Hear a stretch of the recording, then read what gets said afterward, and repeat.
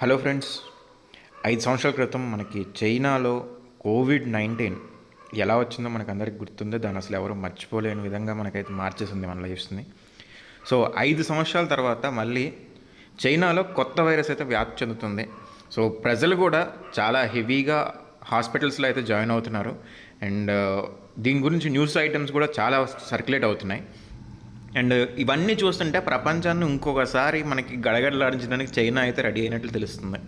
So ఇంకా details గురించి వచ్చినట్లయితే 2001లో మనకి హ్యూమన్ మెటానిమో వైరస్ అని చెప్పి ఒక వైరస్ని అయితే చైనాలో గుర్తించారు. సో దానికి ప్రస్తుతం డ్రాగన్ కంట్రీలో కేసులకి ఒక కారణం అయితే ఆ వైరస్ అనమాట. సో చైనాలో ఉత్తర ప్రాంతంలో దీనికి చాలా ఎక్కువగా అయితే ఎఫెక్ట్ అవుతున్నారు జనాలు. అండ్ దీనివల్ల ఆసియా దేశాలు ఉన్నాయి కదా, మొత్తం మనకి ఏషియన్ కంట్రీస్ అన్నీ కూడా దీని మీద ఫోకస్ అయితే పెట్టాయి. ఎందుకంటే మనకి 5 years బ్యాక్ కోవిడ్-19 కూడా ఇలాగే స్టార్ట్ అయ్యి ఎంత హై లెవెల్లో మనకి సిమ్టమ్స్ అవన్నీ బ్రేక్అవుట్ అయ్యి ఎంతమంది చనిపోయారు అనేది మనకి చాలా బాగా తెలుసు. సో మనల్ని అందరినీ కూడా ఇళ్ళలోకి మనకి లాక్ చేసేసినట్లే చేశారు ఆ టైంలో. అండ్ ఇప్పుడు 5 సంవత్సరాల తర్వాత మళ్ళీ కొత్తగా ఇంకొక వైరస్, అది కూడా చైనా నుంచే అని చెప్పి అనేసరికి జనాలందరూ కూడా చాలా భయం అయితే వస్తుంది. అండ్ దీనికి కూడా సిమిలర్గానే flu and other respiratory infections మాదిరిగానే ఉంటాయని చెప్పి అయితే వైద్యులు చెప్తున్నారు.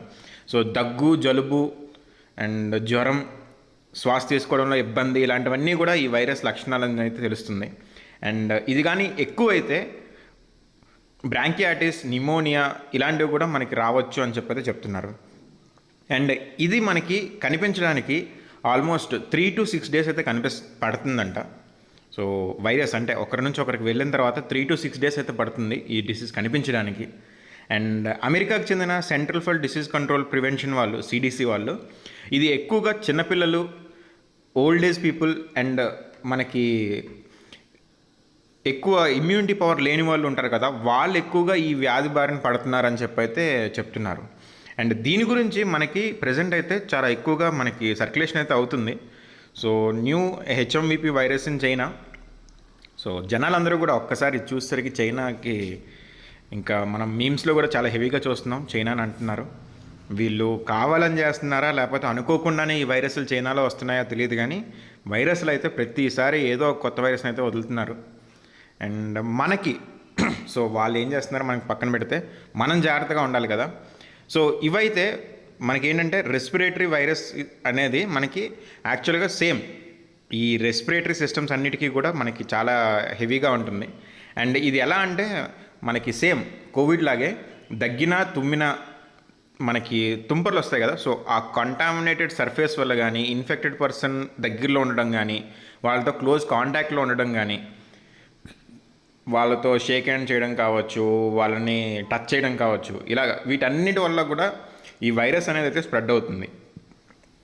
అండ్ అంతేకాదు కంటామినేటెడ్ సర్ఫేసెస్ అంటే ఇన్ కేస్ ఎవరైనా ఇన్ఫెక్టెడ్ పర్సన్ ఆ ఏరియాలో ఉంటూ దానికి సంబంధించి వాళ్ళు ఏమైనా టచ్ చేసినా ఏం చేసినా కూడా ఆ వైరస్ అయితే మనకి కంటామినేట్ అయ్యి ఇతరులకు కూడా వస్తుందన్నమాట. సో ఈ సిమ్టమ్స్ అయితే 3 to 6 days వరకు మనకి కనిపించవు. సో మెయిన్గా అయితే ముక్కు పట్టేయడం, రన్నింగ్ నోస్, గొంతు సోర్ థ్రోట్ అనమాట, అలాగే హెడ్ఏక్ రావడం, కాఫింగ్, ఇవి మామూలుగా మనకి ఇనీషియల్గా కనిపించేవి. అండ్ దీంతోపాటు కొంచెం సివియర్ అయిపోతే బ్రీతింగ్ డిఫికల్టీ అవ్వడం, ఫీవర్, బ్రాంకియాటిస్, న్యూమోనియా ఇలాంటివన్నీ కూడా వస్తున్నాయి అన్నమాట. సో ఇవి బేసిక్గా. అండ్ దీనికి మనకి మెయిన్గా ట్రీట్మెంట్ ఏంటంటే మోస్ట్ ఆఫ్ ది కేసెస్లో మనకి 2 to 5 daysలోనే ఇదైతే రిజాల్వ్ అయిపోతుంది వితౌట్ ట్రీట్మెంట్. బట్ ఈ వైరస్ కొంచెం ఎఫెక్ట్ కానీ ఎక్కువ ఉంటే ఎక్కువగా రెస్ట్ తీసుకోవాలి, ప్లెంటీ ఆఫ్ వాటర్ అయితే తీసుకుంటూ ఉండాలి, సప్లిమెంట్స్, ఆక్సిజన్, ఫ్లూయిడ్స్ ఇవన్నీ కూడా మనకు ఉంటూ ఉండాలి. అండ్ దీంతోపాటు మనకి ప్రివెంటివ్ మెజర్స్కి వచ్చేసరికి మెయిన్గా అయితే సేమ్ కోవిడ్ లాగే హ్యాండ్స్ వాష్ చేసుకోవాలి, ఫేసెస్కి మాస్క్ పెట్టుకోవాలి, అండ్ సిక్ పీపుల్తో కాంటాక్ట్ అనేది మనం ఎలిమినేట్ చేసుకోవాలి. అలాగే ఎప్పటికప్పుడు మన పరిసరాలన్నీ కూడా క్లీన్ చేసుకుంటూ ఉండాలి. వీటితో పాటు మనకు చూసుకున్నట్లయితే వైరస్ బారిన పడిన వాళ్ళు ఎప్పుడు కూడా దగ్గు, తుమ్ము ఇవన్నీ వస్తాయి కదా, సో వాళ్ళకి కొంచెం డిస్టెన్స్ అయితే మెయింటైన్ చేస్తూ ఉండాలి. అండ్ ఎవరన్నా టచ్ చేసినా వెంటనే చేతులు అయితే కడుక్కోవాలి, చాలా క్లీన్గా అయితే ఉండాలి. అండ్ మన వస్తువులు ఏవి కూడా వేరే వాళ్ళతో పంచుకోకూడదు. అండ్ ఇలాంటి మనకి ఏవైతే సిమ్టమ్స్ మనం చూసామో ఆ సిమ్టమ్స్ కనిపిస్తున్నప్పుడు ఇంట్లోనే రెస్ట్ తీసుకోవాలి, బయటకైతే వెళ్ళకూడదు. ఎందుకంటే మన వల్ల ఇన్ కేస్ మనకు కానీ నిజంగా వస్తే మన వల్ల వేరే వాళ్ళు కూడా ఎఫెక్ట్ అయ్యే ఛాన్స్ ఉంటుంది. సో అలాగే హ్యాండ్ వాష్ అనేది ఖచ్చితంగా కూడా చేసుకోవాలి. 20 సెకండ్స్ పాటు ఖచ్చితంగా హ్యాండ్స్ని అయితే క్లీన్ చేసుకోవాలి. అండ్ దాంతోపాటు హ్యాండ్స్ ఏవి క్లీన్ చేసుకోకుండా కళ్ళను టచ్ చేయడం కానీ, లేకపోతే మనకి ముక్కులో ఈ సెన్సిటివ్ ప్లేసెస్ ఉన్నాయి కదా, ఇవన్నీ టచ్ చేయడం లాంటివన్నీ కూడా అవాయిడ్ చేయాల్సి ఉంటుంది. అండ్ మనం డిస్టెన్స్ అయితే మనకి జనాలని డిస్టెన్స్ అయితే మెయింటైన్ చేయాలి. ఇవన్నీ కూడా సిమిలర్గా కోవిడ్ టైంలో మనం ఫాలో అయినవే, మళ్ళీ అవన్నీ ఫాలో అవ్వాల్సి వస్తుంది. సో జనాలు అయితే జాగ్రత్తగా ఉండండి అందరూ కూడా. ఇన్ కేస్ నిజంగా ఇది మనకి సివియర్ కండిషన్ అయితే కోవిడ్ వల్ల, ఇప్పుడు ఇది కూడా ఎమర్జెన్సీ కేసు కింద చైనాలో చెప్పినట్లుగా అయితే చెప్తున్నారు. ఈ చైనా వాళ్ళు ఉన్నారు కదా, అసలు వాళ్ళు ఏమైనా జరిగినా కూడా బయటికి చెప్పరు. అదే మనకు మెయిన్ ఇష్యూ అయితే.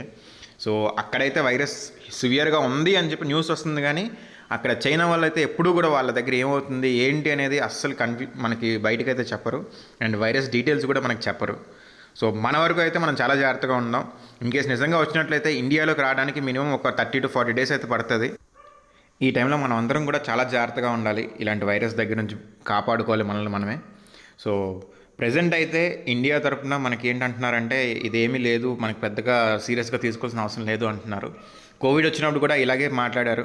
సో మనం ఏం చెప్పలేం. సో మన జాగ్రత్తల్లో అయితే మనం ఉండడం మంచిది.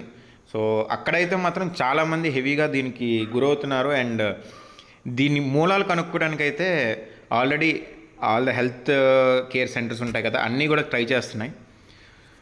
సో మనమైతే జాగ్రత్తగా ఉందాం. ఈ వీడియోని మీ ఫ్రెండ్స్ అండ్ ఫ్యామిలీ అందరికీ కూడా షేర్ చేయండి. ఈ వైరస్ గురించి అయితే అందరికీ చెప్పండి. మనం ఎలాంటి జాగ్రత్తలు తీసుకోవాలి, ఏం చేయాలనేది అయితే అందరికీ చెప్పండి. అందరూ కూడా be safe.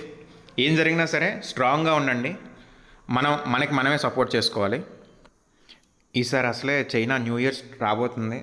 So last time కూడా న్యూ ఇయర్ తర్వాతే కంప్లీట్గా అవుట్బ్రేక్ అయితే అయ్యింది. సో ఈసారి న్యూ ఇయర్ కూడా స్నేక్ ఇయర్ అంట.